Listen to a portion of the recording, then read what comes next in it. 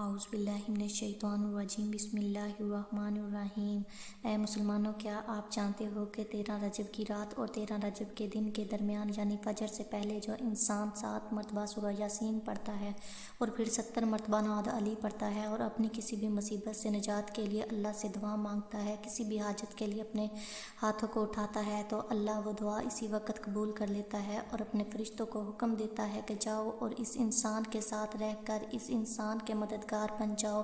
جب تک اس کی مشکل حل نہیں ہو جاتی، اس کی نصرت مسلسل کرتے رہو۔ اے لوگو، 13 رجب کی رات اور 13 رجب کے دن کے درمیان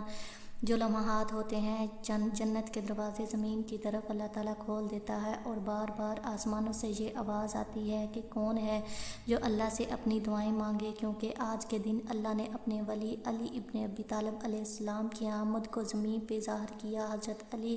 رضی اللہ تعالیٰ عنہ کی ولادت ہوئی اس دن۔ تو مسلمانوں، اگر آپ بھی کسی مصیبت میں یا پریشانی میں مبتلا ہیں تو آپ بھی 13 رجب کی رات اور 13 رجب کے دن کے درمیان یعنی فجر سے پہلے 7 مرتبہ سورہ یاسین پڑھنا اور پھر 70 مرتبہ نعت علی پڑھنا، تو دیکھنا اللہ تعالیٰ انشاءاللہ آپ کی ہر مصیبت کو ٹال دے گا اور آپ کے لیے آسانیاں پیدا کرے گا۔